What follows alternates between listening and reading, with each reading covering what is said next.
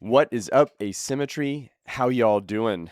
Well, had the awesome opportunity, long time in the making, to sit down with Jon White from High Desert Bonsai in Boise, Idaho, and get a little bit of a snapshot of what it looks like to practice bonsai in this oasis amongst an expansive desert between urban areas of the West, highly isolated in a unique environment and climate. And it's really fascinating. Anytime that I get to talk with bonsai practitioners that are doing things in some of the more extreme regions of the country or the world, to find out how that environment impacts their bonsai practice and what unique opportunities it gives them that other people don't have or wouldn't otherwise think about.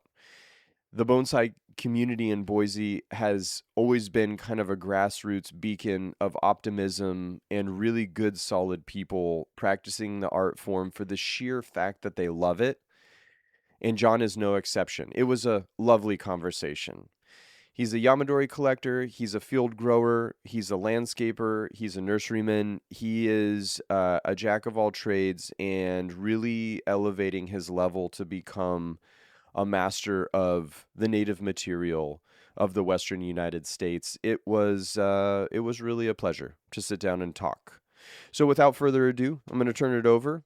Sit back, relax, y'all, and enjoy. Jon White from High Desert Bonsai. Weekends are like critical recovery time for me. Um, and so Yeah, so that's exactly what I'm trying to do. yeah, Is yeah. recover. I feel you, dude. Every little extra wink of sleep or downtime, yeah, it's hard. It's challenging, man. I can only imagine what you're going through for Yeah. sure. Well, I mean, we're all in the same boat, right? We're all trying to make a living doing what we love. Yeah, And yeah, and that's what it takes. How are you? yeah. Doing well, man. I sound like I just swallowed a frog because it's so smoky over here. Um, it's soupy from Canada to the West Coast on fire, right? It's pretty nasty. But other than that, I'm doing well. Just trying to recover like you, burn the midnight oil. That candle goes at both ends, and some days it can be invigorating, and other days it's like, what am I doing? Yeah. Like holy cow. Yeah. Yeah, totally. So Well, yeah, well, man. so the air quality where you guys are at is in like poor form, huh? Yeah, we're in the red zone right now. Um, I kid you not. So I live less than a mile from town, but we're elevated kind of up on this mesa, so I can look right into town, which is a great view and it's beautiful. Look south. I can't see the houses that are a half mile away from me. It's that thick. It's Yeah. literally like cut it like a knife. Wow. So Wow. pretty nuts. Yeah. Yeah. We have been there many times Oh yeah. over the Oh yeah. years. Yeah. Yeah. This year so far, knock on wood, uh the air quality here has not plummeted to the degree that we've seen it. The year that the Mount Jefferson fire took out Telperion, that was the worst. I've never seen anything like that. That was apocalyptic. Yeah. But it sounds like you guys are kind of there now in that realm of apocalyptic, low air quality, kind of dangerous conditions. Yeah. I mean, the air conditions are horrible at least for a few weeks every year. We get it just Hmm. by the way the jet stream works, right? But um, with a lot of transplants in town too, we've had more fires, and I think people that are just not aware. And Hmm. again, I'm not against anybody moving here. I don't want to sound like that. Everybody comes from somewhere, but there's definitely a different mindset with people that have been here a long time and understand like, hey, I might not grind that thing I'm making right next to the field of open, dry brush. Right. Good Right. idea. Right. And then others are like, oh, I didn't even think about it. Okay. Totally. We used to have So, that back in western Colorado because it would get so dry in the summers, and the catalytic converters on like Jeeps and yep. four-wheel drive, off-road vehicles, and you'd have dry brush or sage or something like that, and people would be out in the summertime having fun, and then you don't, if you don't know, you don't know, like, and you don't think Yeah. about it. Like my catalytic converter can light this entire place on fire, and there were several massive fires when I was a kid that were started by catalytic converters out in the back country, just when it Yep. was too dry to be out there doing that thing. Yeah, or the safety chains on trailers, right? Not Sure. crossing them, not rolling them up. That, you see them going down the road and tink, tink, tink, and Sparking, sparks yeah. flying. Like, Yeah, oh God, man, come on, guys. it seems so innocent too, and it's just like, oh Hmm. man, those small little things can make such a monumental and catastrophic event Hmm. occur. Yeah. So do you guys have fires locally then? We've had quite a few actually this year, just in the valley. Our foothills were on fire.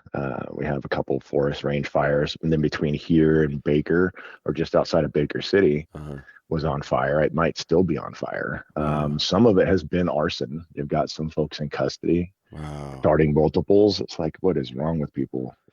First of all, right? Like that just is beyond me. But the innocent fires are just, it's like, come on, guys, just use your brain. Yeah. So, Yeah. but yeah, we've got stuff all around, and we had, a super mild winter, Uh-huh. as everybody I think did. Extremely warm winter, the warmest record winter on record in the state of Idaho.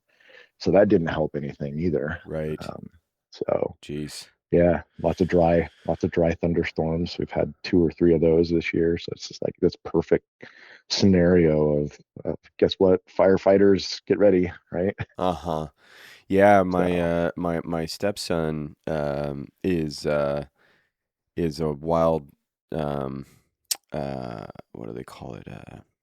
wildland Wilderness. firefighter. He's an old certified wilderness EMT. So he got Oh, deployed awesome. to down in near Sisters Mm. for those fires down there. So he's down there right now, and yeah, he was. I've just seen screenshots because he was talking to his mom via FaceTime from like the back of the ambulance that he's working in and stuff, and he says it's pretty wild to be Yeah, down and kind of in the thick of it because he's not a firefighter. He's an EMT, but yeah. yeah, he said it's Still in the pretty trench. wild. Yeah, he said it's pretty wild, and I can only And imagine.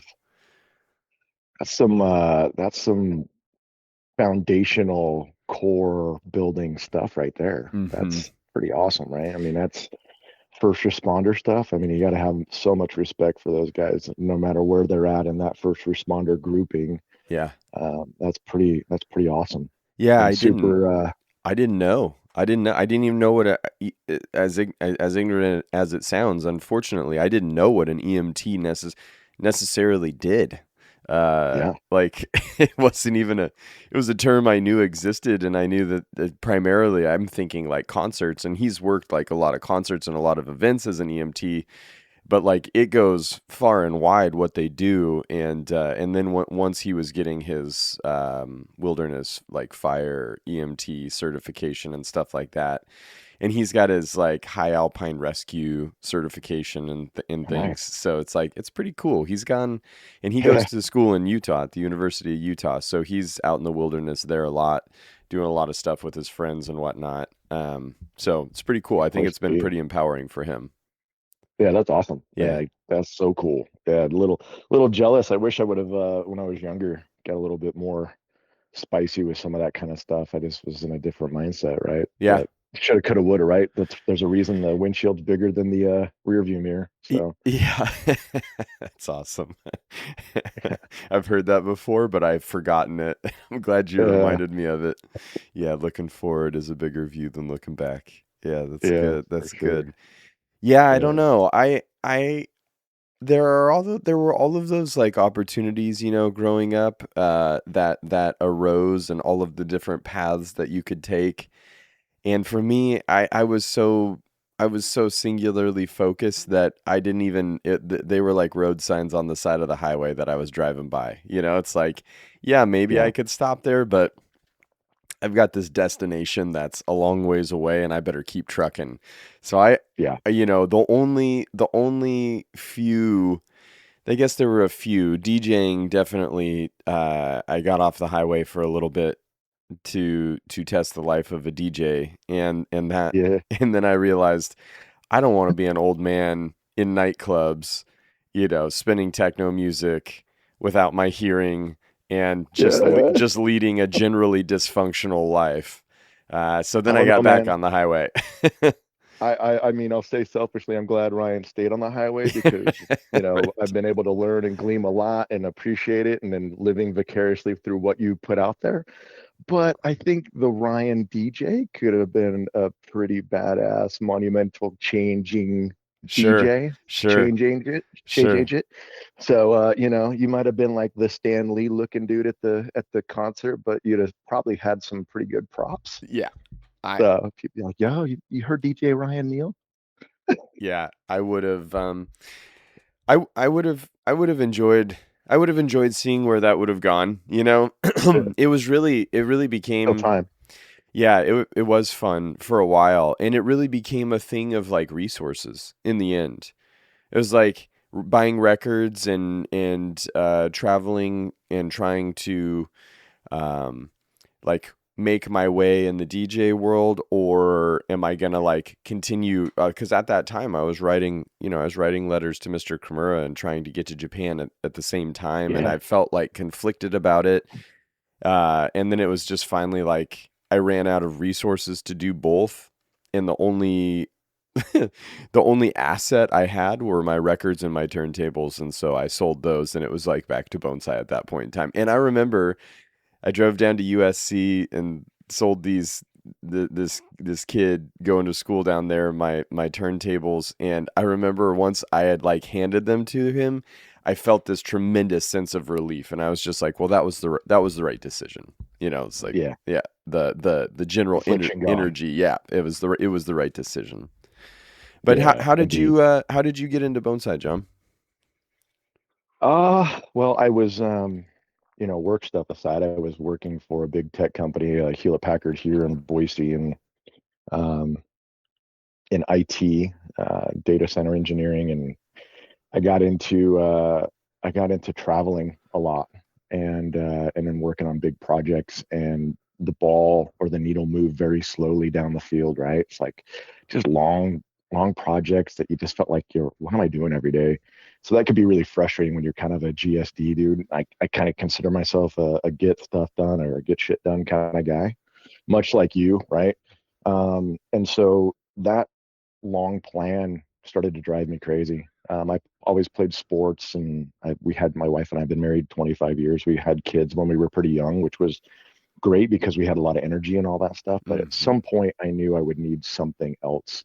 At least had some foresight to go. I want to do something else when I'm down, or as I get older. And so, uh, I mean, I remember the Karate Kid as a kid. I know that sounds so cliche, and you hear so many people on your podcast and your interactions like, "Oh yeah, of course, that was kind of the revolution for me." But um, yeah, and as a homeowner, I had a pond and did the koi thing, and I was like, you know what, it'd be kind of fun. Maybe I should try my hand at bonsai. And so I did everything wrong. Bought the juniper tree in summer and bare rooted it in July and planted it up and put it next to the pond and wondered how it became crispy and all the things, right? Right, right, yeah. Turned to popcorn. But the one thing that was, the reason I bring up work is it afforded me a lot of travel time. So I Mm, started going in early or staying late at different places and looking at different nurseries and then building relationships with people. And it just got in the blood. mhm, I joined our local club after about a year of doing it on my own and struggling. And that's where I met Barb, who I bring out to our little bonsai mecca every time we come out to you, our retreat, mhm. and her counterpart, Susie. And those two women were the epicenter of my life at that point because one lived a couple miles away from me and I could bug her at any point in time. And I would bring the pencil stick tree over to her and she'd stop working on her collection. And it was just, the world stopped. She was like, whatever, and hyper focused on dumping information into me. And so, uh, that exposed me to a whole nother way of doing it. And realizing that the stuff I read or saw on YouTube University or wherever it was that I was pulling data from was not necessarily going to work in Idaho. Uh-huh. And then some lights started to come on and things started to click. And then my collection that year went from, 10 trees to about 200 and 250. Oh, that's a big step. Uh, That's a big step up. Yeah, I gutted one side of my yard, which was a big RV bay with massive, big swing gates, doors, and it was probably 60 by 40. Built a built a little workshop studio that pivoted to a greenhouse in the winter, and then built all the benches. But living in a neighborhood, CCNRs and all the things that they are, right? Your requirements, everything had to be at fence line or below, so it made it challenging to do it the right way. Uh-huh. But yeah, then after a few years of doing it that way, and then joining the club and being the president of the club locally, and I was like, I want to do this full time, like big time, uh, at a bigger scale. I didn't want to leave my job because that was just not really feasible, Uh-huh. especially in Idaho. The community's a lot smaller. At the time, we had like 15 people to 20 people in our club. Um, so then started looking at property, and it kind of was on a back burner. I just did bonsai at a hard scale in my backyard and started doing Yamadori at the same time, which was even more difficult. But um, fast forward a handful of years, bought 5 acres out here in Star, Idaho. Mhm. Um, didn't realize what that was going to look like as far as uplift goes, but man, 5 acres is a lot to take care of. So we, Yes it is. It's a substantial chunk of land. Anybody no who's like, doubt, I want a lot of land, I'm like, I'm good with 5 acres, man. That's about my yeah, max. I yeah. can't do much more than that.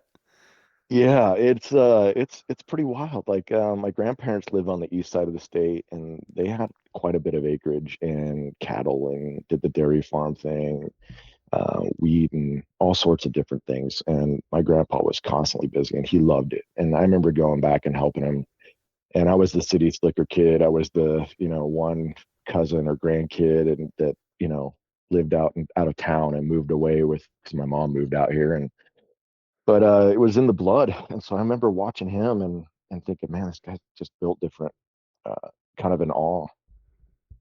um I never thought I'd have property, right? Mhm. Never really was in the cards. It was just like not a thing. But I tell you what, after getting things going out here, we built our third house. My wife and I designed it and built it and did everything ourselves, and then COVID hit and we did all the landscaping and started getting the infrastructure set up for it, which was a blessing as well, right? Because nobody was doing much, so it gave us a whole chunk a year to just really hunker down and start moving things in and kind of document it. If you go out on the site, you can see a bunch of poor writing that I've done and some photos and videos of it. But it's also a sense of pride in doing what you do. And, much like what I see you do, I can see this in every post, and the level of effort that you put into the your sharing of it. Mhm. Those that have gone through any of it look at it and I'm sure appreciate it at a much higher level. And I'm not trying to talk bad of anybody that has never done it. But when you've actually picked up the stone or poured the concrete or set the post, Mhm. I look at what you do and I'm like, man, that took a lot. Mhm. And that is a constant thing that you think about. And it's inspiring for one. Uh, and two, it's one of those things that you just go, yep, I know he can appreciate this. If I see him, I can say, hey, let's talk about this. Yeah. And when I came out this spring and I saw your boulders out there, I was just like, good God. You guys were here during the day of those big Yeah, basalt. Yeah, and I was like, "Oh man, the timing could not be yeah, worse." But it's like they had the cat that they were willing to allocate to the excavator they were willing to allocate to the movement of those obscenely yeah, sized boulders, and it was like it is what it is. But you're totally right, it's like once you've moved a big stone or done the foundation work for concrete and all of that stuff, and then you see somebody doing something, it's like, oh, okay. mhm, It's mhm, like you immediately no doubt. recognize the effort as well as I think the ambition, Yeah, because it's one thing to want to do something, but it's another thing to then do it. And a lot of people yeah, talk about doing this was this was one of the big things my experience certainly in college with a lot of the bonsai people that I was meeting and really valued and developing friendships with. And even in the beginning of working professionally after my apprenticeship, I saw a lot of people that talked about, oh, there's this place that has, the most amazing trees and we should go collect sometime. And you know you're never going to go collecting in that place, right? With that person because they're just talking. Or, oh, this nursery had all this great stock. We should go down there and check it out. And you know you're never going to see that nursery and that great stock because they're Yep. just talking. And that Yeah. that to me was really exhausting and off-putting. The amount of energy that a lot of people spent in bonsai in the very early 2000s when I was in college talking about doing something about it. And it really left a huge impression on me because then I went to Japan and came back and I just had a tremendous ambition of not being a talker, but being a walker. Like instead of Amen. talking the talk, Yes. I wanted to walk the walk. Like that, I think has almost been detrimental at times because I have felt like if I've put it out there, I need to make that happen, and so like some Yeah. things have probably been ill advised either at the time or just in general. But I spoke it into the world, and I felt like that aversion to being a talker instead of a walker kind of pushed me into doing some things Man. that I probably shouldn't have done. But I see you being a walker as well, and I respect it. Yeah, I appreciate that more than you know, man. And it's funny that you bring it up at this time because I used to, and it's not on any level that you're talking about because you started so much younger, but um, in organizations like our nonprofit, the club, or the workshops I do, there's always a circle of people that want to, and your examples are perfect, that want to buy the tree, want to have or buy the things or have the stuff, and kind of have that talker mentality, but look like walkers, right? Uh-huh. And it is exactly what you mentioned. And I've spent a lot of energy, and recently the last couple of years it's become even more apparent of like, okay, you gotta, and it sounds harsh, right? You gotta cull some of that. You gotta cull some of Yeah. that because it will be a drain upon everybody else that is a walker, has the potential to be that elevated bonsai practitioner, student, friend, builder.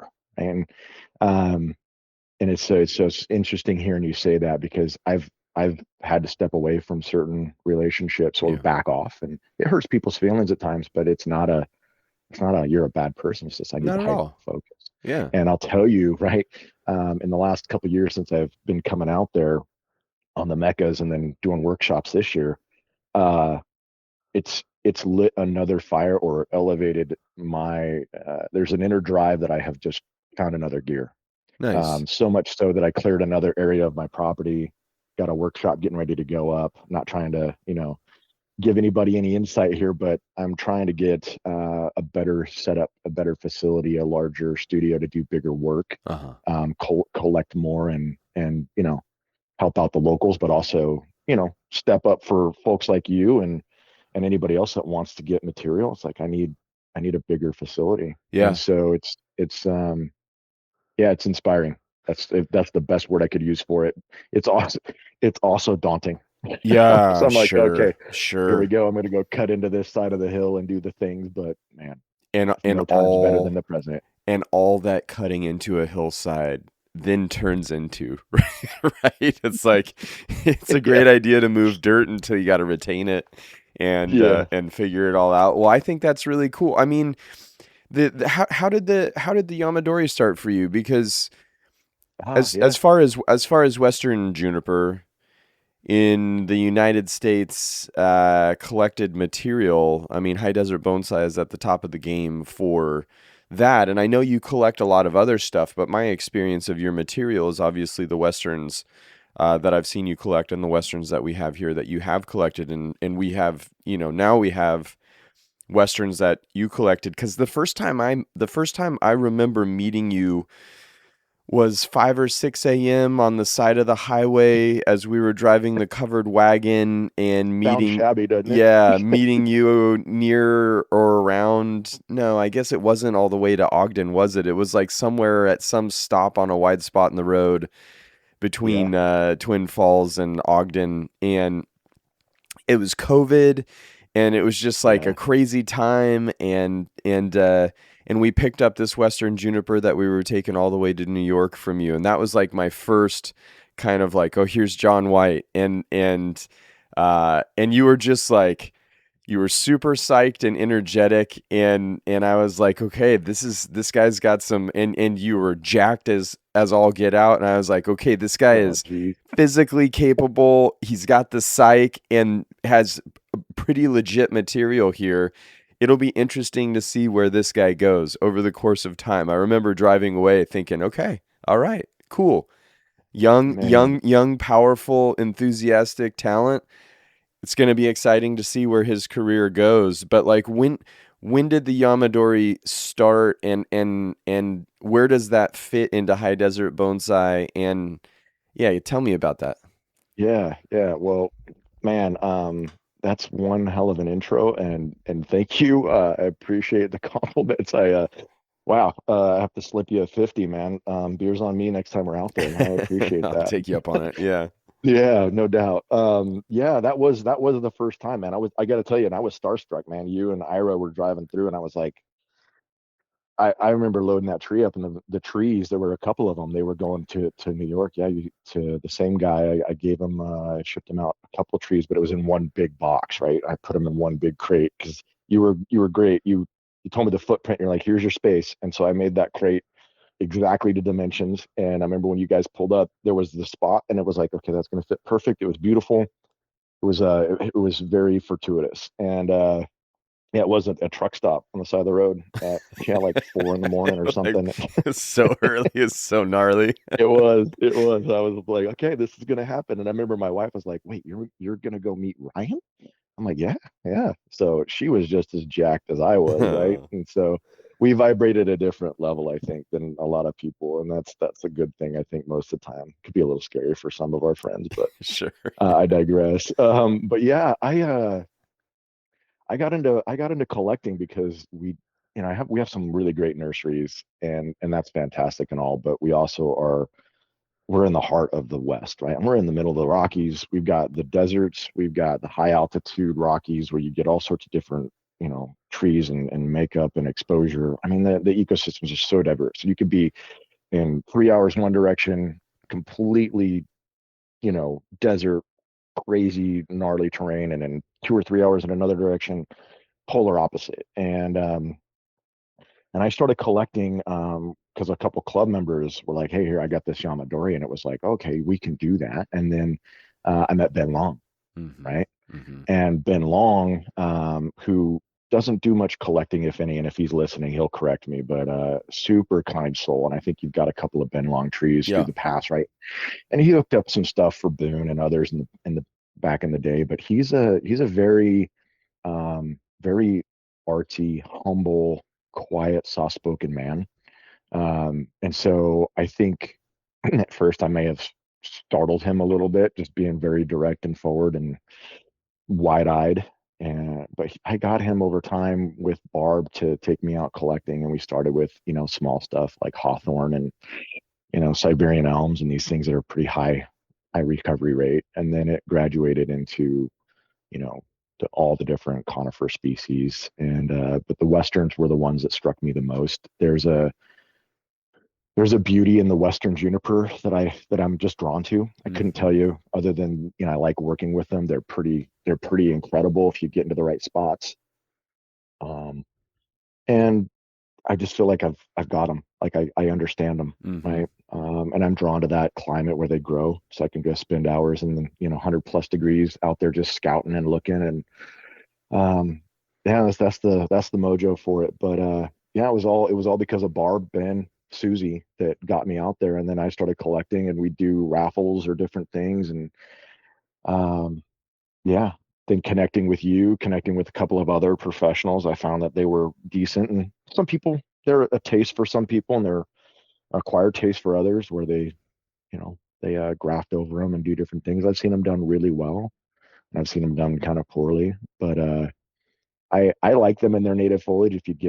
If you treat them right, they grow really well. They get like that shimpaku-ish. I won't say they are totally shimpaku, but they get a very tight foliage that stands upright, and it's predictable. Yeah. And so Yeah, I'm pretty pumped, and it was great seeing a couple of them at the garden. Yeah. You got a couple dimes out there. Yeah, I got to send you because I fully wired out the one that's on the stone that was in the box that I was taking to New York when we first met, and you saw it on the stone, but you didn't see it styled yet. Yeah, So I did that recently and wanted nice. to. I'm gonna do a studio shoot of it, and I'll send you over the picture so that you Heck can yeah. see what your tree became. But yeah, it's weird with the Western junipers because they're now considered, I don't know what they call it because it's a native species that has proliferated beyond Mm, the sort of, I guess, whatever land managers identify as the acceptable amount in Eastern Oregon. And mhm. so now they've become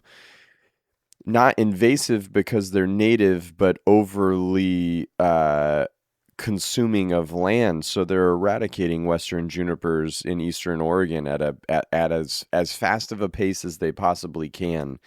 And Yep. again, I don't understand all of that, but a majority of those junipers that are in those sort of grasslands starting to occupy those spaces and sort of snuff out other species in those regions.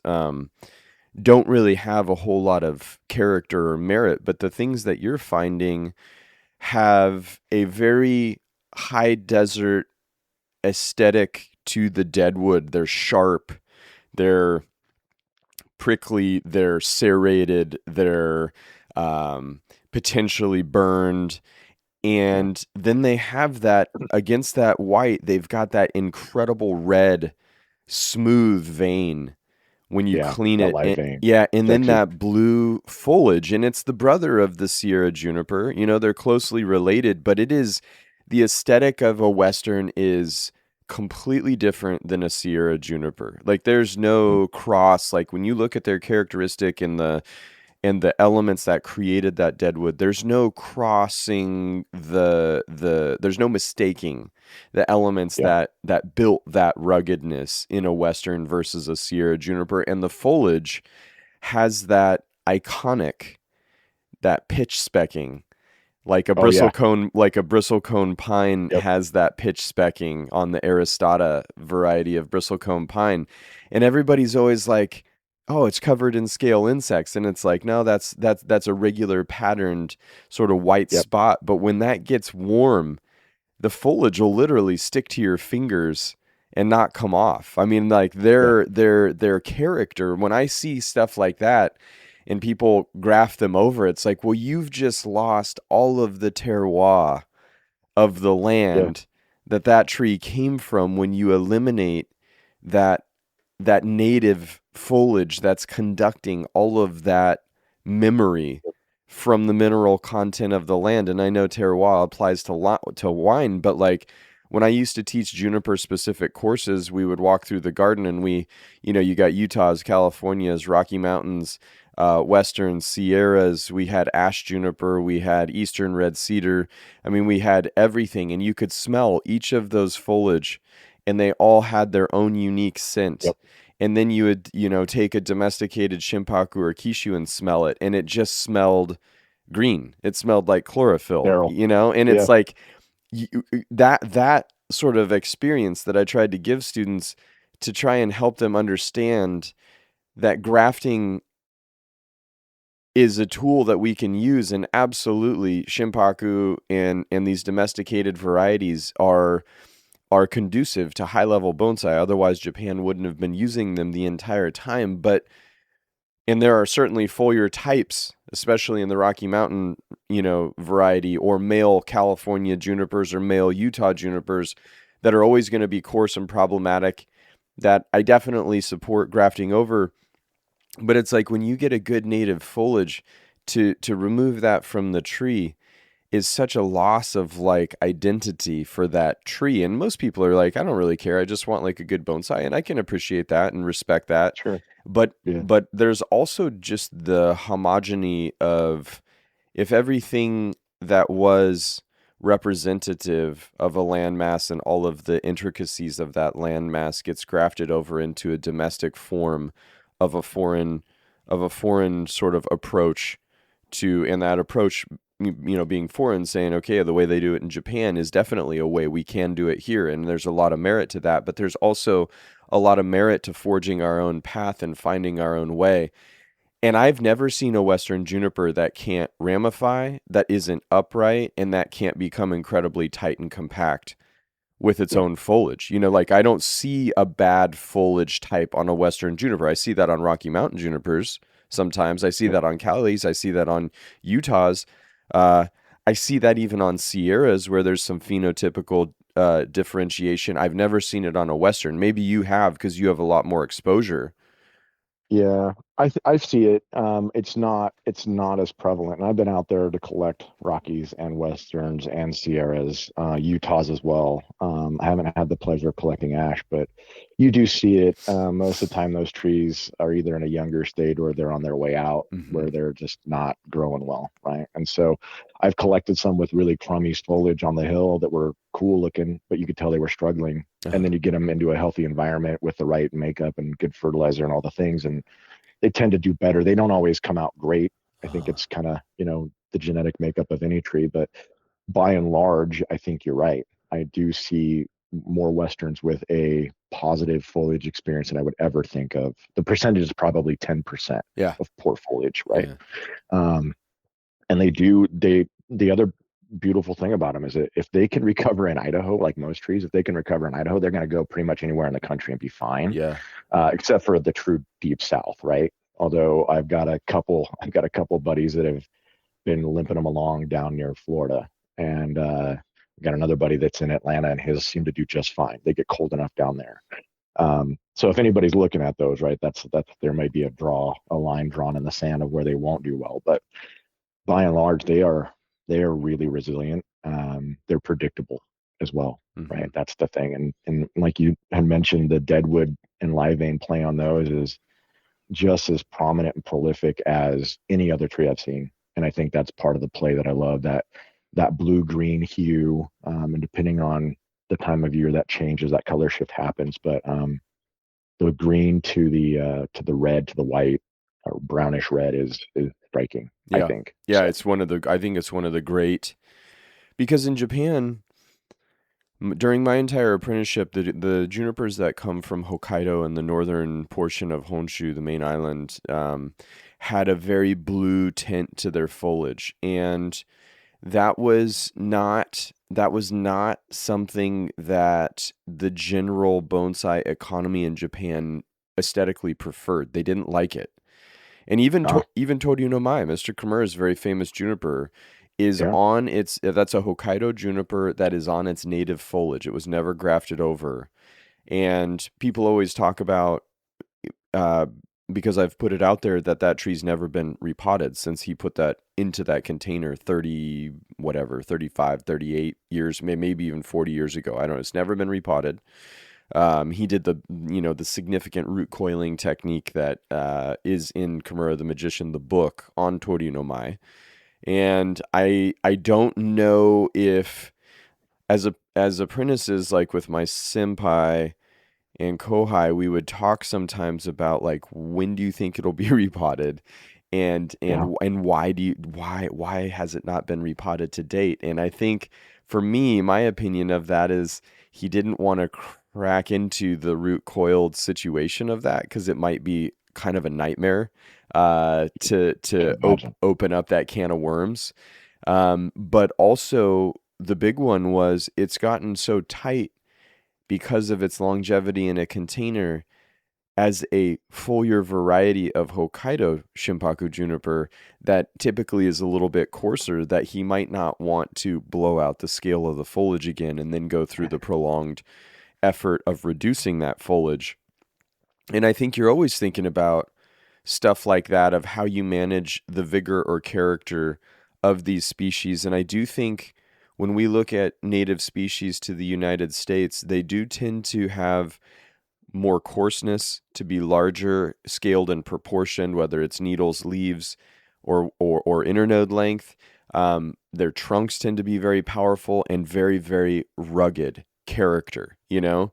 And when you look at Japanese species, yes, there are rugged, obviously rugged junipers, but they're more sinuous, they're smoother, they're more silky, and their scale and proportion in this small landmass that those trees are occurring lend themselves to bonsai very well because of their dwarfed proportions, and I do think in some odd way is representative of the land mass and the scale of the land mass that they're growing on. So it's like Mm. there's almost a necessity to adapt our perspective to the material that is also representative of the land mass and the culture that we're working within in the western United States, or in the United States in general, in the continental North America, because it's a massive landmass Yeah. that has a lot of power, you know. And like, I've never seen a Japanese tree blow apart a pot, although I'm sure it could. But a ponderosa pine, if left unrepotted,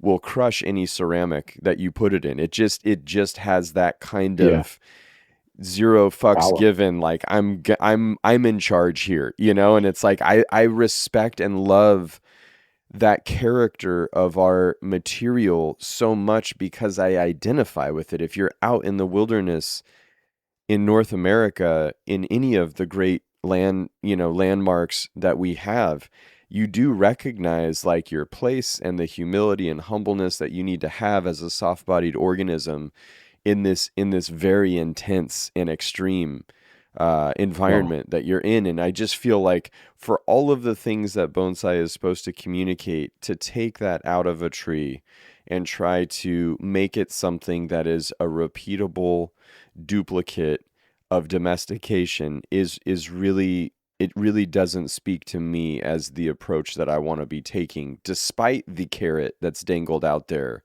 of making it easier and more predictable. It's like I didn't get into this for easier, more predictable.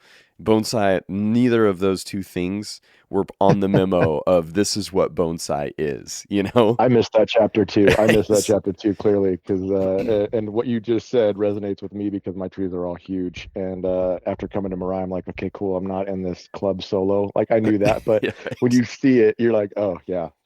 Difference is you got a dingo. I just have arms and have to get creative. Yeah. Yeah. Yeah. Well, you know, a dingo could be in your future.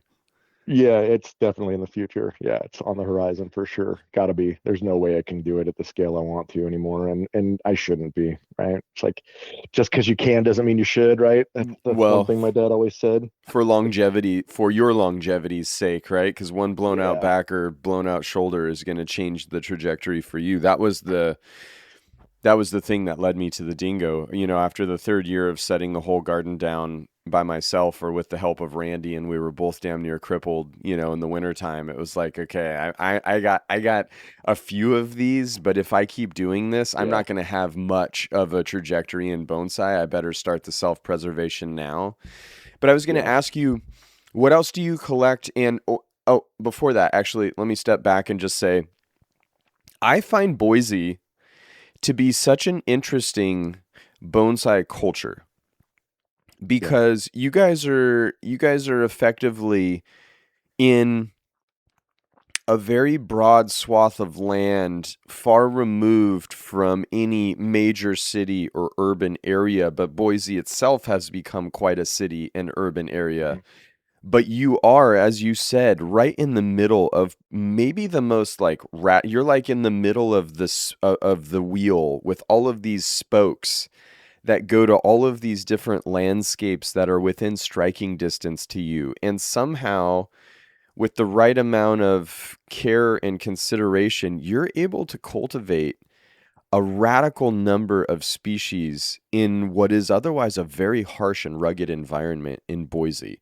What is it like to try and take care of junipers, aspens, and all of these other species in between the polarities of those two trees? Yeah, it's hard. Uh-huh. It's challenging. I've got on our property, I've got tons of shade set up. We've got a full shade house that doubles as a greenhouse in the wintertime, and it's huge. Multiple shade houses, and then tons of growing, full open growing beds for seedlings or deciduous trees that have been transplanted, or I'm just growing out, right? I've got about 2,000 trees out there with about 6,000 now seedlings that are growing in grow bags in different forms. But yeah, to your point, we are in the middle of a very interesting climate or a series of climates, and we're 4.5, 5 hours from Salt Lake, so we're not close to anything. That's the next big city, right? Right. Salt Lake, or Portland's about the same distance. But yeah, it's challenging because the window to collect certain material is very finite, and we just never know when that's going to come. It's not predictable because of the high desert. But if you document like I do and you tag like I do, I think that's where I've gotten really efficient in understanding where and when I can go. And I've got to strike while that iron is hot because I won't be able to get out there until the next year. So um, I collect all the different types of junipers from Sierras, Westerns, Rockies. If I get over that far, Utahs are pretty easy too. And then all the conifer pine species you can think of, from Western White, which I have to be careful because that's a state tree of Idaho, so I have to go outside the state to get it. But I Right. have locations, right? White bark, all the firs, ABs that you can think of. Um, and then on the deciduous side, I've just started with the poplars, right? Some After seeing and visiting, spending some time with Robson, he's like, oh, there's a appetite for those too, which to me, I was just like, okay, that's kind of interesting because reduction and all the things, but they're interesting. Siberian elms is another one that I really like. I think they're kind of poo-pooed a little bit, but I Hmm. think that if you get decent ones and are looking for something that's gonna give you a little bit of a challenge, but also give you a lot of blank canvas to play with, Siberians can be kind of fun.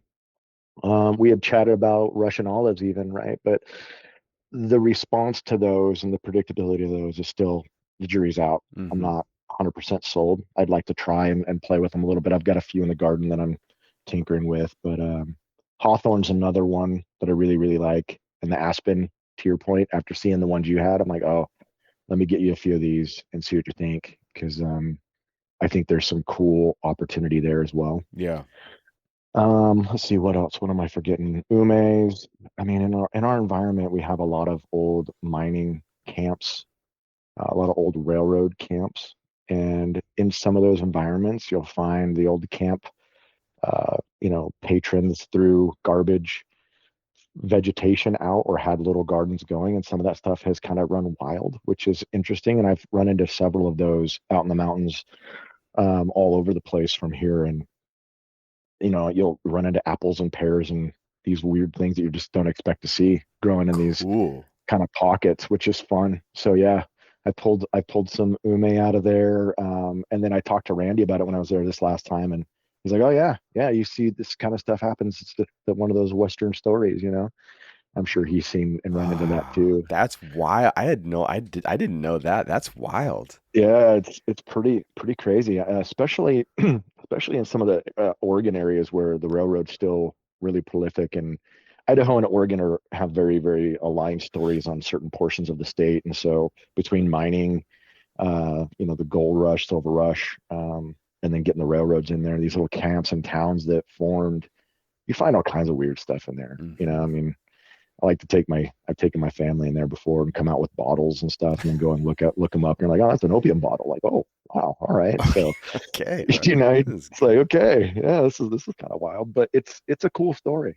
So I'm always looking for interesting stuff. Another one that's kind of a sleeper to me is the hackberry, the Western hackberry. yes. Yeah, there's some fun ones out there, although they're challenging in their own right with recovery. They recover well, but you typically have that long searching root that goes Uh-huh. deep into the mountain. So when you remove it, you got to take care to get it healthy. And then, before I would send it off with somebody, I want to make sure I've reduced the root so that it's a manageable size. Otherwise, you're gonna have a container that's 4 feet tall and a root that goes to the bottom, and you're like, that's not really conducive for bonsai. But I've got a couple of them in my collection, and they are predictable, super tough, and I think that's another reason I'm drawn to the natives is that I can do really, really good stuff with them without that extra overhead of, like a coastal tree that I have to super protect and baby. Um, so yeah, but it's the stuff like you asked, how do you do it? And it's the stuff that's happened with trial and error, to be honest with you, right? A lot of scar tissue, a lot Mhm. of runway has been burned in trying to figure out what works and what doesn't. And that's why, and I was on a podcast with Addison, right? And we talked about it. And he was like, "What's your thoughts on collecting?" And I was a little gun shy. I didn't want to sound standoffish, but I think that anybody who's serious about collecting should not just go out willy nilly and dig up a tree. Yeah. I 100%. That's my ethos. I believe that to my core. That doesn't mean that you shouldn't go out and collect up a tree. Just get with somebody that's done it successfully Exactly. Yeah. Find a and do it mentor. right. Yeah. Yeah, do it the right way. And I've since I put it out there, I've received several inquiries on, hey, can you give me some guidance? And I'm happy to do that, but it's also not just, hey, you do this, you're set. And there's so much that's tied to where you live. Yeah. And so the things I have to do in Idaho are going to be dramatically different than anybody in Oregon or Washington, depending on, their environment there. But things are generally easier when you're not at the elevation and the heat and the cold that we have. Yep. I mean, and that's just kind of like, again, it goes back to the common sense comment we were talking about with people in drag chain or safety chains on their trailers. Is like some of this is common sense. Others is horticulturally, you need to be astute and watch and know what the tree is going to do. You also need to know that species of tree that you're collecting. Is that normal behavior? I'm sure you see it and hear it just as much, if not more than me, of like, I want to go dig up this tree on the side of the hill. It's on my property and it's 105 outside. You're like, well, I don't really care what that species is. That's not really good mojo. Hmm. Right. Maybe you should wait until the right time, and so you get a lot of that too. But Well, I kind of got a I have the yeah, go ahead. advantage of not being a collector. So nobody's approaching Ryan Neal saying, "How do I collect this tree?" And I'm just fine with that because although I spent my formative years collecting, I do recognize that the more that you do it, the better you get. And there are people like Randy or Steve and Dan, the Backcountry Yeah, Boys, Todd Schlafer, Bob Scheiman, yourself, these collectors that are collecting large numbers and really going through the finite effort of understanding the necessary technique to extract in the different environments that the certain species are coming out of, and then the aftercare in their given regions. Which, like, if I do kind of view my job more as like having a little bit of a broader cumulative perspective from all of my interactions with all of you guys on a more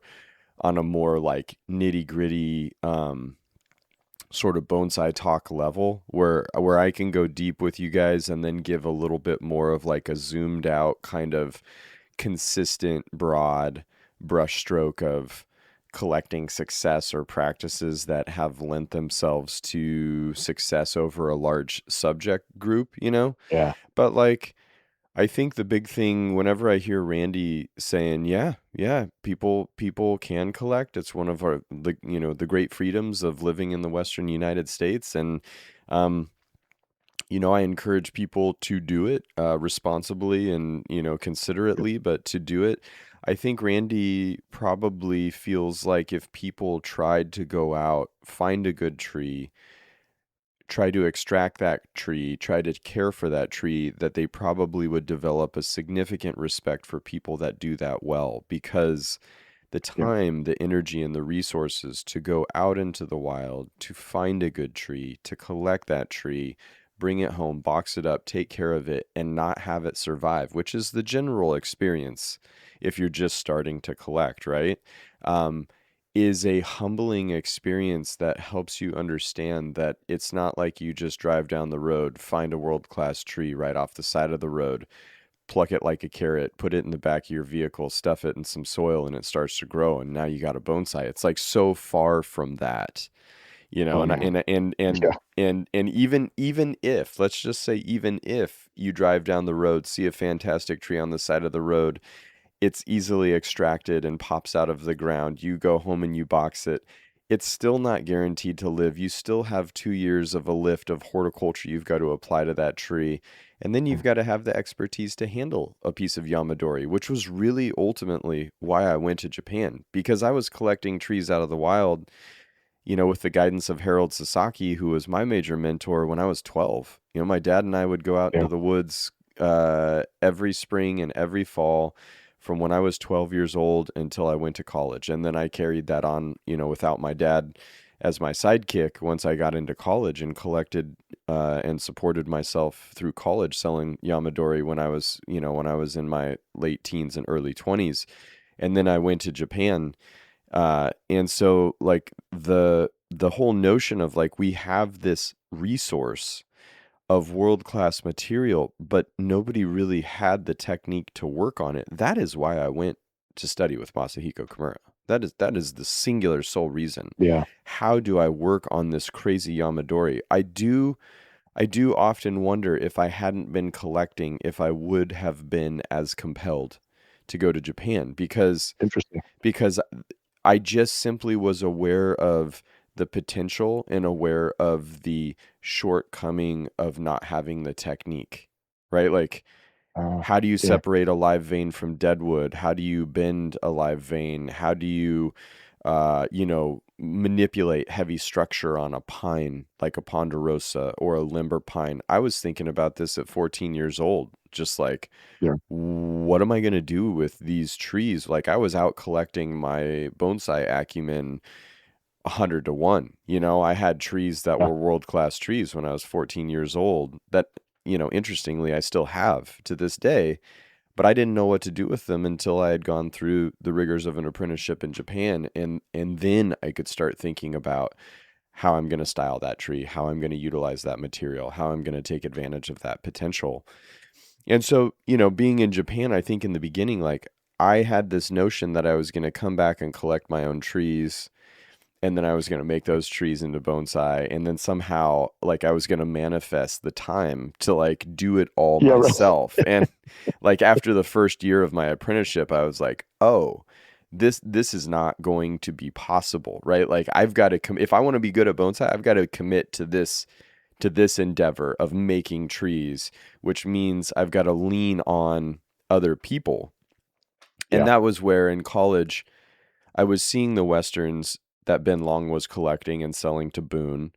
And there was the legend of Randy Knight was growing rapidly in the Yeah. California community of this Oregon guy that's going out getting the most insane trees anybody's ever seen, and he's an elk hunter, and so he packs these trees out, and it was like all of that. I was hearing about all of that stuff, and it was Yeah. like, okay, that's probably where I need to orient, is somebody that is supporting those collectors who are doing it well and doing it right, and then taking their material and working with it. And so that was the commitment I made. But yeah, just like last fall, I started collecting again seriously myself, and Yeah. and it was like finding a part of myself that I'd forgotten, and it was really, really great. Really. Yeah, it was really great because that was the root of everything in the beginning for me. Sure. When I Yeah. was 12, that it was like, was it seeing Bonsai and the Karate Kid, or was it seeing them rappelling down the cliff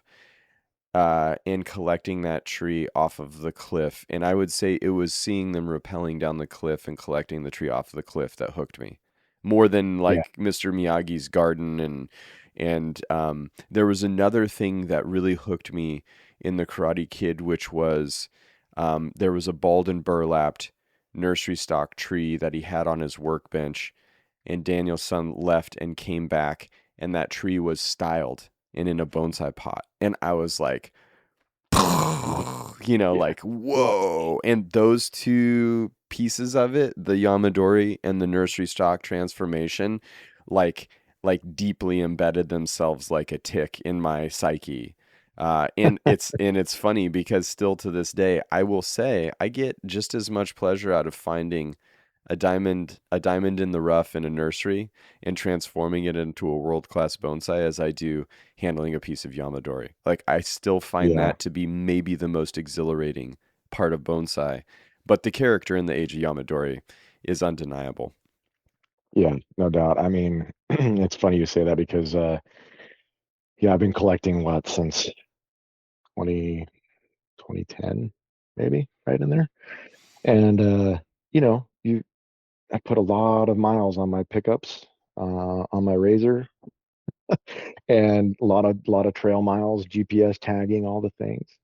And so if you take somebody out, you know, club member or somebody who's just at that level and ready to go and they work on your stuff, and they're like, I want to try it. Of course I want to take somebody out, especially if they're in my backyard that I can help them at a Yeah. moment's notice. And then, you know, explain it to them of like, this could be 15 years of me scouting these mountains, this range, this highway Mhm. to make it easy to where we could go up and you could have something you could pluck out of the ground, right? Every tree I pull is tagged. Every tree I pull that's on, you know, public land has got a permit. And I do it the right way. Mhm. Um, and it's lost on a lot of people. The lift. It's not just the digging the tree. It's not just the one time getting up there. It's all the years that it takes to know where to go, how to do it to your point, and then how to get it home and all those pieces. And that's a gravitational component to it that is just lost in translation. It shows up and people are like, oh my gosh, that's incredible. And they see it at Mirai or they see it on Mirai Live and they're like, oh, it's crazy. It's like that. When did you get that last year? It's like, no, that's been collected for years and probably scouted for years before it came off the mountain. Right. So that's very important to call that out. And then the other piece is, yeah, when you go to Mirai and you see the 800 plus trees that are there and the infrastructure that's built, there's no way to fathom the stories that are created there, that have been curated there, that each of those trees have.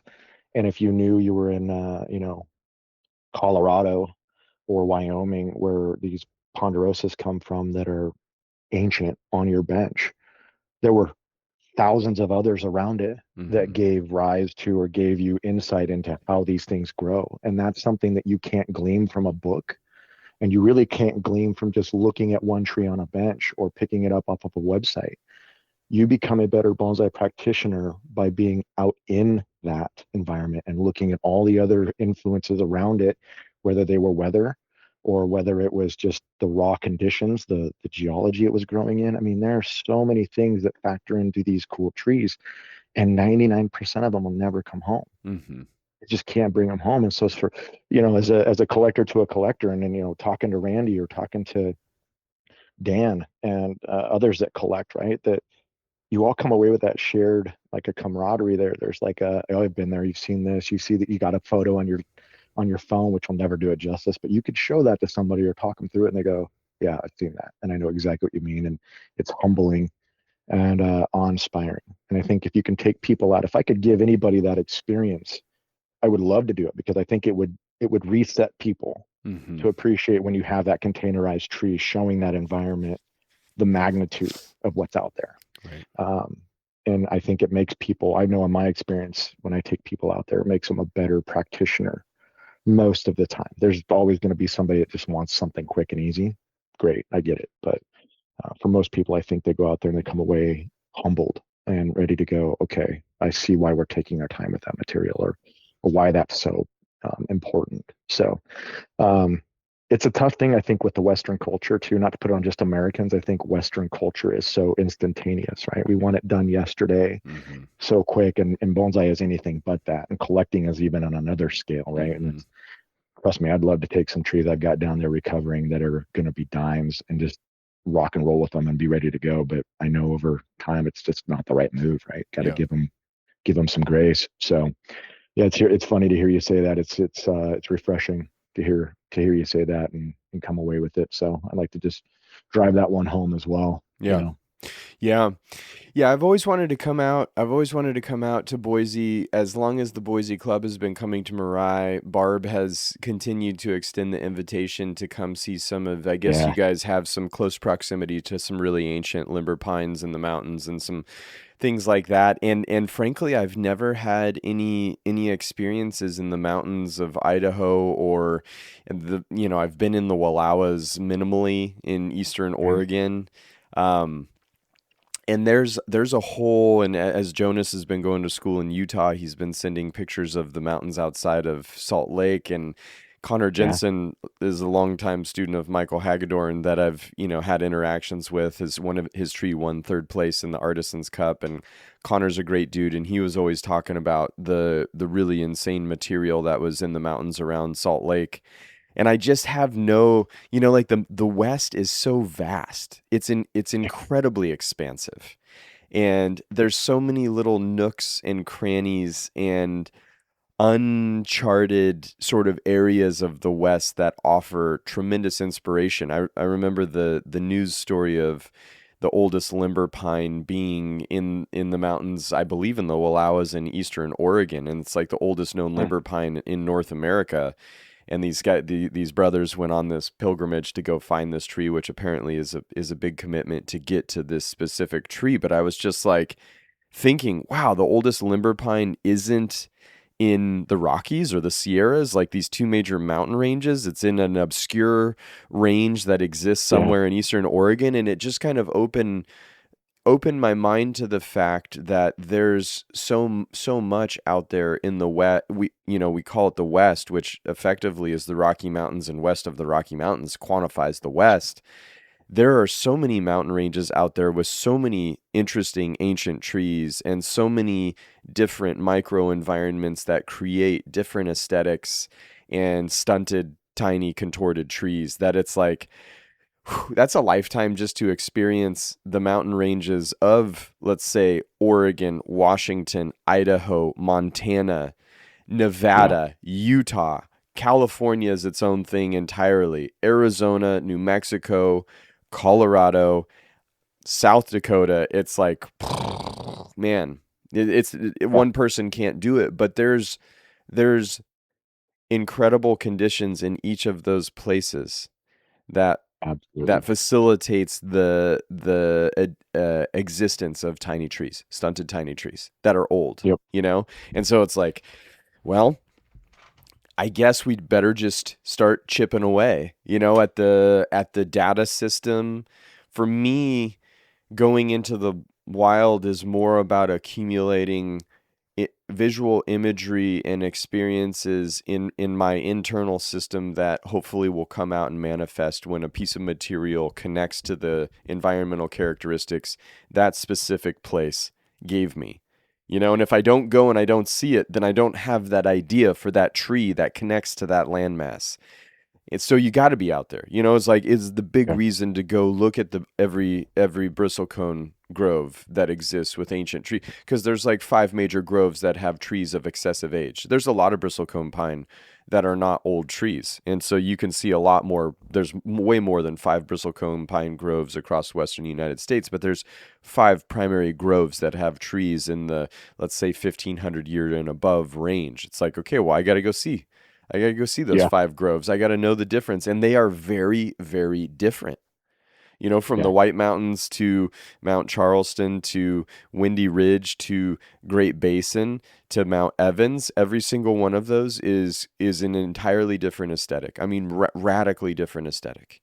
And knowing that allows someone to have the data bank to be able to now handle a piece of material that gives you those nuances of that space in a way with a vision that would otherwise potentially be a one size fits all solution to that tree's design. And I really like that. So long story short, very long-winded and circuitous route to get to.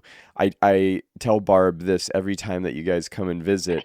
I will be coming to see the limber pines with you guys sometime, and I need to make that sometime soon, because I just want the exposure of Yeah. seeing new mountain ranges and new land masses, and I know that you guys have some really special places that you go. Yeah, yeah, that invitation's not going anywhere, but yeah, it would be awesome to get you up here for sure. And I know every time we come, I mean, not only is the whole crew that gets to go to Mirai giddy, right? And it's mind blowing, but they're like, yeah, maybe this will be the year, right? So no pressure, buddy. Maybe this will be the year. Yeah. And do you guys go as a club? Is that like your club culture in Boise? Like, what is the bonsai community in Boise like? Is it fairly tight knit? Is it small Yeah, groups that sort of band together outside of the club? Like, what does it look like? Yeah. And the club's grown quite a bit over the past, I'd say, 10 to 15 years. I think bonsai has grown and exposure has grown with all the different outlets now, right? Which is great. I'm totally on board with that. We went from being, 20 members to we're upwards of 70 now, which is great. Of those 70, you've got probably 40 that are pretty active, right? Of the 40, you've got 10 that are on another level that you just literally have. They're the ones that want to come over for bonsai happy hour every Friday. Go have some food afterwards, but work on trees no matter what the weather looks like. And and so, and then I do my Sunday workshops as well. And there's probably between 10 and 12 people that come to that. Most just watch and hang out. But um, our club is very tight knit. We do have those that are able and at the level, the skill set to go collect that will absolutely go as a group, and we do that numerous times a year. And it's not just trees. We go out and we sift pumice and we get cinder, Hmm. lava rock. We work on top dressing and box creation, or anything and everything that could be done with at scale with multiple hands. Many hands make light work. There's a lot of people that will just roll up the sleeves and get in there and put some elbow grease on Hmm. and do it. Those are the ones that I am specific and trying to really foster and introduce ones that look like they could have the potential or have the desire. Keep that fire stoked. There are some that just can never do it. They just not able-bodied or don't have a collection that warrants that. And we'll still invite them. They can come and see the level of work. But our community is pretty tight. I'd say really tight, and that's what we're trying to do is just make sure that everybody has access. Hmm. Whether or not they can do it is another story. And I've got lots of folks that are, not able to carry that 5 pound bucket of pumice or 5 gallon bucket of this or that. And I'm happy to do it for them because they are committed in other ways to help, whether that's education or time or a story. It's all valuable. It's about building that community and making sure you give back in some way, shape, or form. And you know, the other thing I think that Westerners as a whole is they like to throw money at things, solve problems with just money, and that's not always it, right? Sometimes it's just that support. It's just being there, cheering other people on that can't do it, or just being appreciative and passing that information, that data set on. That is more valuable than any dollar that I see people throw at things sometimes. Money's nice. Not saying I'm not against money. It makes the world go round, but um, I think it's lost sometimes. It's devalued Yeah. the lift. So yeah, yep. I love what we've been able to build out here. Our show we have two large shows. One in the spring, the Boise Flower and Garden Show. We have gone from 6,000 attendees at that show to this last year was 14,000 attendees. Wow. We had We had 54 trees on display this year. We culled it down from about 75 the year before. Just had so many trees just stacked on tables and displays. It became noisy.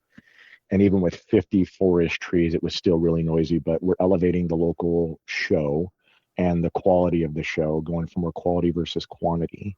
But that's a big driver for us too, is it being a nonprofit, a true 501c3.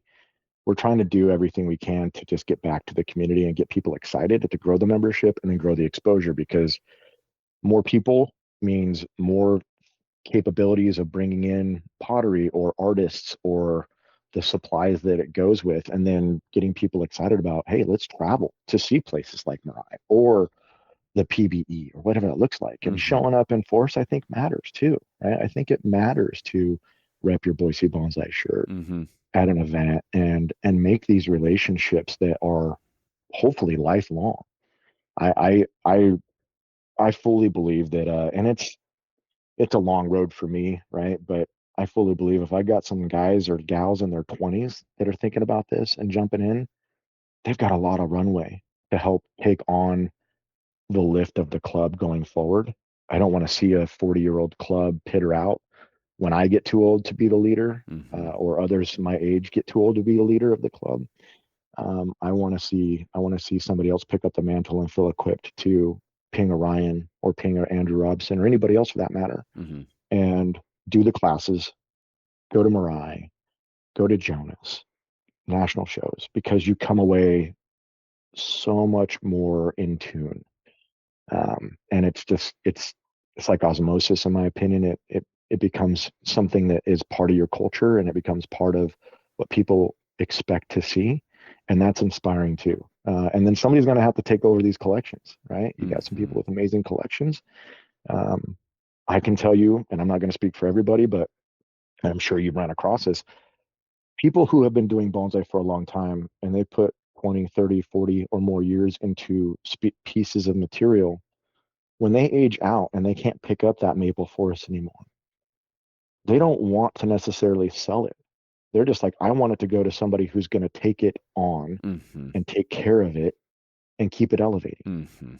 Because by that point in time, I'm making some assumptions here, but my experience has been that they have established themselves. They don't need the money. They don't need the monetary value of that tree. They're more concerned about the legacy that that tree brings. And I've been fortunate enough to procure trees, paid for and given, from practitioners that aged out or passed away. Hmm.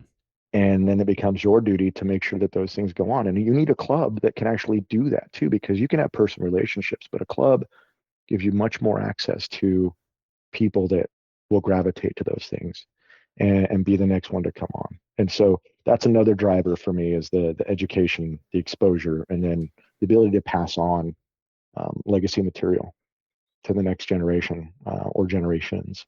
So it's one thing I'm trying to foster, or we are trying to foster as a group. Um, but as Boise's grown, populations increased, it's become a little easier. A lot Hmm. more people. That demographic's getting broader, um, and that's been pretty good. I'd say the upward is far better than the downward for sure. Yeah. So it's exciting to see. Well, you guys, you guys get out and about. I mean, there's generally at any major event, there's a group of Boise Bonsai members that are gonna be there. It's like when I was in college, there was always a Redwood Empire Bonsai Club member at. It's like no matter where you were in the nation, there was always a Rebs Yeah, member there. It's like Boise's become the next. The rural rebs of the bonsai world in North America. You yeah. Boise folk are traveling a lot. Trying to represent. Yeah, That's yeah, great. for sure. If you see us out there, guys, anybody listening to the podcast, say hi. We're not mean people. Quite the We opposite. might Might be have might be RBF. the nicest people out there. Yeah, yeah. We try to. It's we are tough. It is a tough area. We are kind of in the desert. No pun intended. We are in the bonsai desert, and so it's been especially the last 5 or 6 years. The outreach has been very intent on trying to get exposure, Yeah. right? And we're to the point where we need to be out there doing this stuff. And you've been so gracious to allow us to come out there and see. And I'll tell you, man, it has been the gravity of walking into a Mirai in into itself is just insane. It's hard to put words around. So much so that the first time I came out there, and I came out there actually back in, I think it was 2014, maybe 15, and swung in there. You didn't happen to be there, but I called you and got your number off the web and I called and you answered. And I was like, oh my gosh, you actually answered the phone. That's crazy, right? Like, did not expect that. I was in Portland for work, whole nother thing. And I drove up there and I don't remember who it was at the time, but they're like, yeah, you can walk around, just don't touch anything. And I made it quick. I knew I was not scheduled, right? And I was just like, this is insane. And I'd watched every live stream. I consume this stuff like crack, right? It's just in the Hmm. blood, and and then watching the evolution. And over the past few years, getting up there. When my wife came for the first time several years ago, I look over at her and she looks at me and she's just crying, right? And it was humbling because she's like, I know the lift that I see you take with our property. So at this scale here, she's like, this is absolutely incredible. Mm. And she's not even into it like I am. So to see her crying was just like, wow. Mm. And that's something you can't express until you walk in there. Hmm. And it has that power. So kudos to you for that experience. I mean, I'm even getting a little choked up thinking about it because it's incredible. Epic is not even the right word. So Yeah, I appreciate that. I think a lot of people have been asking me more lately again, when or if Mirai would ever be available to visit. And it's like the it was very hard for me to understand the degree to which the the the the waterfall of events of the vandalism and then the heat dome Yeah. and then this like trickle down sort of like uh catastrophic series of fallouts sort of had, because I had to keep pressing forward Yeah. uh and deciding to build the arches and change all the benches and rip out all the original garden and like redo it and stuff. um Made sense for the longevity of the garden, but the whole time that it was happening, Mirai had already established a reputation of what it was, and it just wasn't that thing for that period of time, So it's like the last thing I want to do is open the doors to Mirai and have people come and be disappointed, like, oof, we Mm. thought this was going to be something different. And I really feel like this year, like just this year, I finally was able to turn the corner and be like, ah, there you are again. Like there you are. I knew you were still here. I knew it would. I knew the day would come where I saw Mirai again being what it was intended to be and where it has been before. And that's been like really re-encouraging for me. But through all of that, you guys have been super supportive in coming out here and just offering a tremendous amount of encouragement, because you have seen the evolution. And a lot of my original students or long-term students, I think some of them over the course of that lost faith Mm.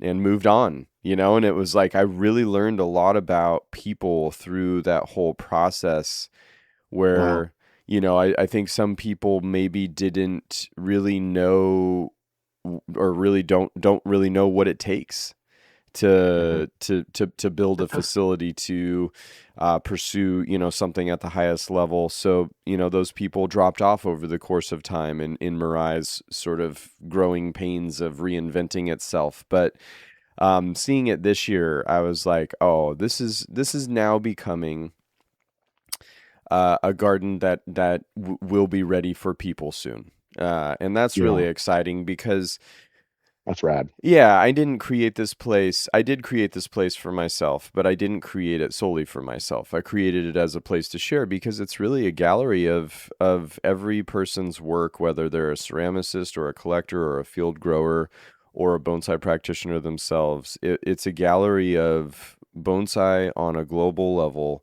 accumulated in this singular space. And there's really a lot to see here. And every single tree here has a story, like you said. Every tree in the mountains has a story. Well, every tree that has longevity as a bonsai has a story, and every Hmm. ceramic vessel has a prolonged discussion of that ceramicist's career and what they've come to in each piece that they've made. And so, like, that kind of richness and stuff needs to be shared for the prosperity of our bonsai culture. And the other aspect of that too, that you're kind of hinting at with these collections that need to be taken on, is um, every bonsai person. I think every person in general wants to know that they're going to be remembered, right? And for a lot of us, we might just be remembered by our loved ones, and that is more than enough. Yeah. But for people doing bonsai and the effort and the love we put into these trees, that is somebody's legacy. And I really thought a lot about that when building Mirai, because I wanted Mirai to be a place where those people were remembered on a larger scale, beyond their loved ones. They're remembered Yeah. on a public level. And so that's a really important thing to be able to allow people to come to Mirai and to tell those stories and to keep those people's memory alive and Yeah. as a part of the art form, as a part of our bonsai culture. And I think that means more to me now as I'm getting older, as I'm a parent, as my parents are getting older, as people important to me, I start to lose people important to me in life, which is an inevitability. It's like, oh, this whole notion of being remembered is a peace of mind for exiting, this temporary phase of existence. It is a peace of mind to know that you're leaving something behind that's going to live on and is going to carry your name and memory forward. I Yeah. think I think that is really freaking special, and it's maybe an underappreciated for people doing bonsai. It's something that we all understand and have an optimistic hope occurs with our trees. But I think for people outside of bonsai, they may not recognize how significant the opportunity to be remembered is through the work that we do with these trees. You know, No doubt. and that Yes. is definitely a motivating factor for me in getting back to being able to share the garden. So we're probably still a year away, but we're a lot closer than the 6 years away we were 5 years ago. Yeah, well, I think it goes back to in listening to what you said, and I've been fortunate enough, and I haven't got up there nearly as many times as I would love to. I could be up there every day. Um, it goes back to that comment I made about culling the people, right? There's the walkers and the talkers, Hmm. and the talkers are probably the ones that pulled the ripcord, and you don't have that Sure. experience with. And it is what it is, Yeah. right? Everybody's got I'm in to the choose same their boat. journey. Yep, yep. It's just those people are kind of the people you go, well, okay, no worse for wear there. Unfortunately, it's just it's sometimes hard to see the forest of the trees, I guess. Yeah. So, Yeah, that's a fact. um, And I don't hold it yeah, against anybody. I don't hold it no, for against sure, anybody. for Everybody's got to sure. make their own choices and whatnot. Yeah, Uh, I'm recognizing now it was an unprecedented series of events that we went through. And I think at the time I no just had doubt. to deal with it. But man, I got mollywopped. I just got Yeah, mollywopped. And it took me a long yeah, time to figure out how much that had impacted me. And I only am realizing how much it impacted me coming out of it now. no doubt. Yeah, it's funny how the aha moments happen on the other side, Yeah. for sure. Yeah, for And sure. you realize what you were carrying. You Uh-huh. realize all that you were carrying, because you have the day to days and all the different things in there, plus life, family. Yeah, and Exactly. that loss is tough to go through. So I completely understand and respect it. Understand the gravity of that to some extent, right? I'm not in your shoes, but I can appreciate it. And yeah, I tell you that watching what you've curated and the level of attention to detail, both from you and your apprentices, Brandon and Brock, when I've been there, has been on another level. I've never seen the level of horticultural care and attention to detail, from the watering to the positioning, to how the trees need to move around the garden Mhm. from time to time. Um, it's it's on another level, and it is mastery in execution. Yeah, I So, appreciate that. I appreciate that. uh, super excited. The Japanese bar is Oh, very, very high, you know? And that's if you're mhm. gonna Mr. Kamura used to always tell me if you're gonna do it differently, you better do it not just at the same level, but slightly higher. And so that's always been, and I don't think in no way do I think I'm there yet because the shokunin mentality of Japanese culture and the level that Japan has achieved is still the North Star for sure. But Yeah. I am functioning in a direction of still wanting to exceed that level. Oh, That is yeah, you see it at every level, every phase, everything you put your hands on and that's the mentality you have to have. gotta have it. Gotta have it. And I can appreciate it, right? There is no second chance. It's like I got to do this, and if it takes me longer to execute that and execute it at the right level, I'll take the extra time Yeah, because I want to exactly. do it once. Exactly. And I know that you're in listening to you talk about your garden. I'll tell you that I don't know anybody, any of us laymen, right? Garden attendees, visitors to Mirai, we'll look at it and go, "Oh man, this isn't at the level I would have expected." I know where you're at. I get it. I will tell you wholeheartedly, like. brother, you don't have to worry about that because every time I come, I'm like, good gosh, this. It just keeps elevating. But I understand when you have a vision. I can totally relate to that because you go, oh, if that person would have seen what I did 2 years ago now, yeah, of course. But that's the beauty and the evolution of what you're Yeah. creating. Yeah. And Yeah. I appreciate that. it's man, it's insane. So I appreciate that. But I think too, it's like seeing Todd Schlafer, what he's doing with his garden. yeah. He's trying to get to that level, and he has a vision, and that's really exciting. And there are a lot of students. I mean, Jason Nielsen and what he's done with his garden close to you, Oh man. Yes. and I just had a group in the shop that had several students that are pushing in that direction, whether it's, Paul or RC down in San Diego, these guys that are creating these Hmm. gardens that are the that sort of hold their bonsai practice, represent them, create that context for them to do the work that they're doing. It's such a special thing. And I was talking with Hugh Grant from Australia. I stay in contact with him and Jared Bailey because they're good buddies, and that they're working to elevate the level of Australian bonsai as much as they can. And they're both in significant garden builds right now. So we exchange messages about, creating this space. But Hugh was like really excited because now he's got kind of this raw, daunting, overwhelming swath of land that he's trying to turn into his context that creates the backbone for his work. So I'm a huge fan of this like evolution of the bonsai practice in the Western world, because I do think a lot of bonsai has been, and there's no knock on this at all whatsoever. I do not say this derogatorily, but I think a lot of bonsai has been, cinder block benches that hold your trees, and that's a very utilitarian, and then that may be the extent of what somebody wants to do with their garden, and that is totally functional. And Mirai has had plenty of cinder block benches over the course of time. Yeah. But Everybody.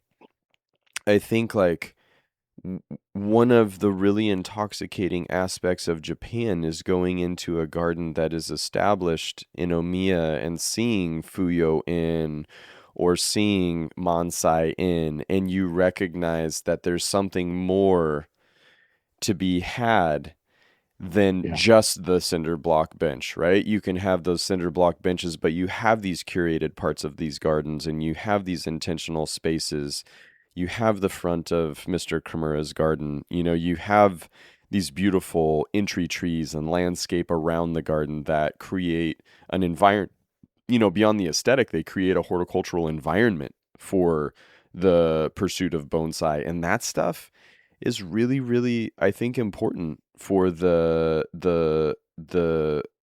ability to achieve the highest level of what a singular individual is able to accomplish. You have to give yourself the space around you 100%. The to ambiance inform is that. just as important as the piece you display. Absolutely. Yeah. And Yeah. so it's fun to see people in the vision, like what Todd Schlafer is doing with the structures that he has that are accommodating the really increasingly challenging environment of the Front Range, is like really architecturally outstanding and super Mhm. smart in its structure and its vision. And I think it's really, really exciting. I've Jared Bailey, the workshop that he built down in Tasmania, really interesting local materials, great aesthetic, working a lot with stone. He's doing radical things, and I know anything Hugh touches is going to turn to gold because he's just such an artistic soul. But I think this is something that you're doing in Boise as well. And I think it's Yeah. like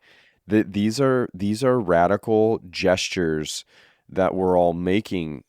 And one of the things that isn't discussed a lot about it is like I stepped into Mr. Kimura's garden 30 plus years into his bonsai practice post apprenticeship. The infrastructure that he had built there was profound. Talking to his first apprentice, Yajima-san, he hand dug Mr. Kimura's pond that all of those world class koi sit in. I mean, Oh wow. so like, and the landscape around it is all the overburden from the pond dig and stuff. And it's like, oh yeah, I know that story. Like I've seen that, I've lived that Yeah. here.